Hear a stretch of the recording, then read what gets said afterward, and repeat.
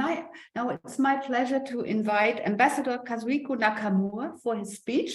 And I would like to invite you as the audience to put some questions into the chat. Maybe it's possible after the speech of the ambassador to asking some questions. So please go ahead. The floor is yours, Ambassador. Thank you for the introduction, and good morning, good afternoon, and good evening to everyone. So my name is Nakamura Kazuhiko, the sous Sherpa for Japan of the G7. And thank you very much for giving this precious opportunity. And let me start by congratulating all of you on behalf of the government of Japan, the holding of this C7 kickoff event.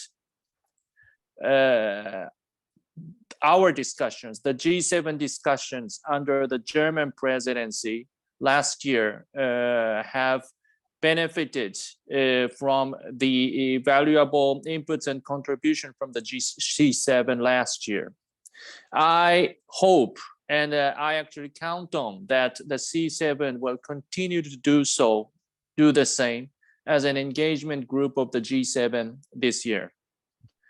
As described by Mariko-san, having COVID-19 pandemic and being faced with Russia's aggression against Ukraine, which shook the very foundation of the international order, the international community is now at a historic turning point. It is in such critical international context that Japan hosts the G7 summit in Hiroshima. As the G7 presidency this year, we would like to demonstrate the G7's strong determination to firmly reject any unilateral attempt to change the status quo by force or the threat to use nuclear weapons, as Russia has brandished for several times last year. Needless to say, deny the actual use of nuclear weapons, and would like also to uphold the international order based on the rule of law. Russian aggression against Ukraine has also had large adverse impacts on the global economy and people's lives around the world in various aspects, including energy and food. We intend to vigorously address the various challenges facing the international community, including developing countries, such as climate change, energy, food, and health. In doing so, we believe it is important to take a human-centered approach. In addition to various regional situations, including Ukraine and the Indo-Pacific, it is expected that the following issues will be discussed at the G7 Hiroshima summit. On nuclear disarmament and non-proliferation, we have to connect the reality of harsh security environment to the ideal of a world without nuclear weapons. To do so, we will deepen discussions to send a strong message that the G7 will promote realistic and practical efforts. Under our presidency, the G7 will also take concrete steps to address various economic security challenges, such as supply chain resilience, non-market policies and practices, and economic coercion, etc. Climate and energy are the key challenges our globe is facing.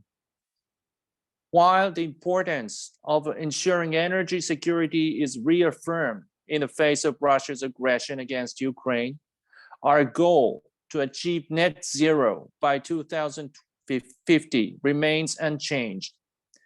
We need to show to the world our blueprint for pathways towards resilient transitions with engagement of major emitters noting different national and regional circumstances. The G7 also have to face and address the current food crisis.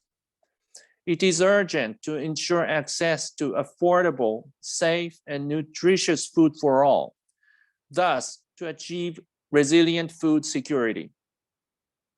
As for health, based on lessons learned from the COVID-19 pandemic, we would like to develop and strengthen the global health architecture, especially prevention, preparedness, and response for future pandemics.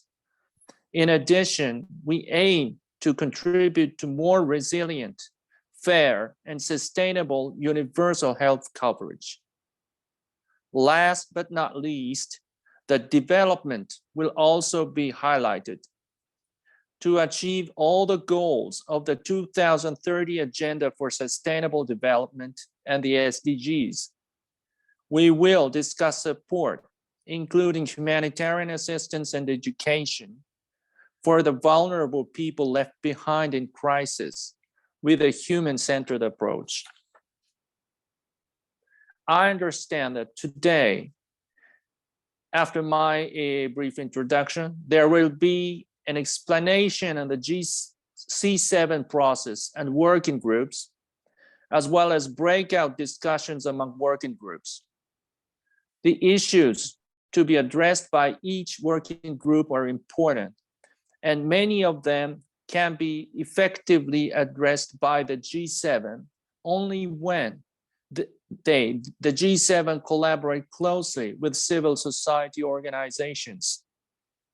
The advantage, the strong point of the civil society is that it provides close support to the vulnerable people affected by each of those issues, challenges.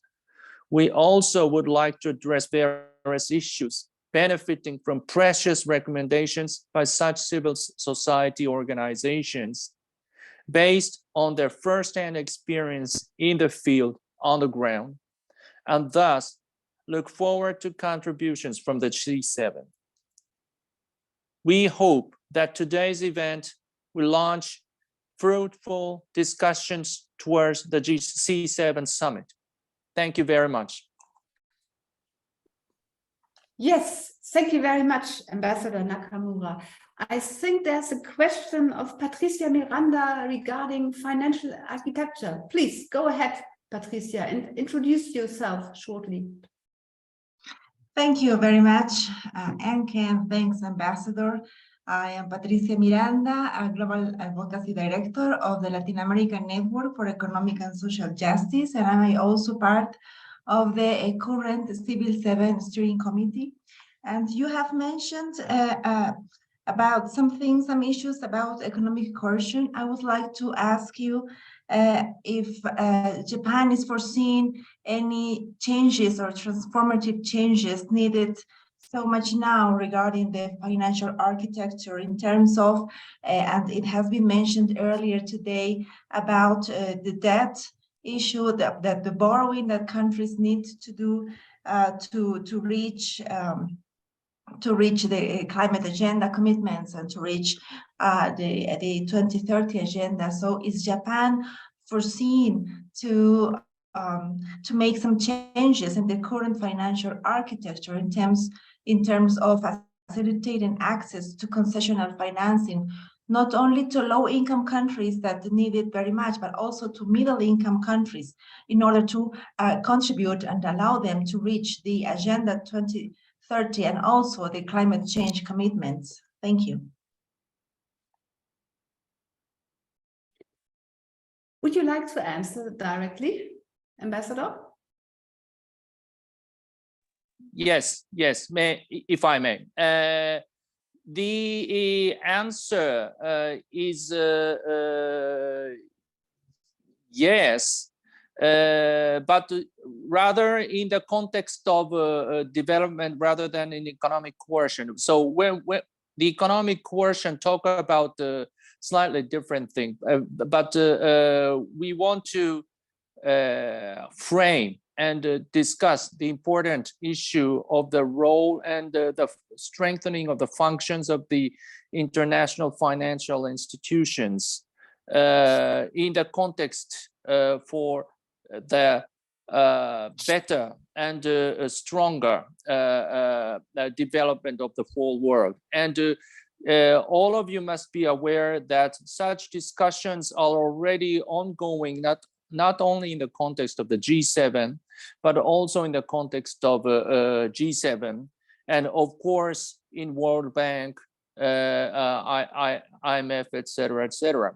So, which precisely demonstrates the fact that the reform you've just mentioned to, and the actual strengthening of the role and functions of such institutions would not be realized not by the G7 on their own. So we have to outreach to the non-G7 partners, particularly to those to the global south, in various contexts and in various forums. So what we'll do is we definitely deepen, intensify our G7 internal discussions on this important issue, and we intend to and try to send strong message to the world on this important issue, and which will prepare the ground for the broader cooperation and discussion with non-G7 partners in other forums, including G20, UN General Assembly, etc., etc. That's my answer. Over. Thank you very much. I've seen a second and last question from Peter Wiesner. Peter, please take the floor. Yeah, thank you, Mr.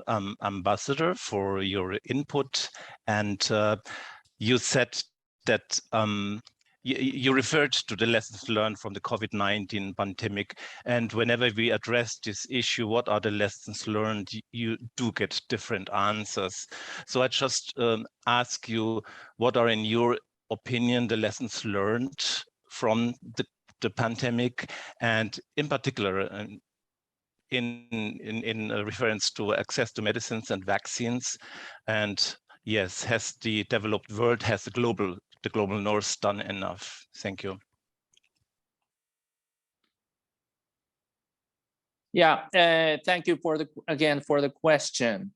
Lessons learned from the COVID-19 is that although we as the G7 and more generally the developed countries have made extensive efforts to provide medicines, vaccines, of course, to ourselves, but also to the world globally. But we have to admit that there are many parts or many things to do to further improve the global architecture in this respect. Although in the past we have had experience to cope with AIDS or other pandemics, the structures, funding schemes we have created in the past did not function sufficiently in response to COVID-19. We have to admit the fact. So that's why. So we want to pursue our discussions within G7, which was actually conducted and led also by the German presidency last year to further elaborate our ideas how to improve this global architecture to better respond to the pandemics. And another important aspect is that precisely to respond effectively to the future pandemics, it is crucially important to realize, achieve universal health coverage to all parts of the world, including in the developing countries. So we have to redouble our efforts in this respect also. That's my understanding. That's what we as the presidency want to strengthen our efforts in this regard. Over. Yes, thank you very much, Ambassador Nakamura, for your time and your insights. This was very, very helpful for us. We are already lacking a bit behind, so I would like to go to the next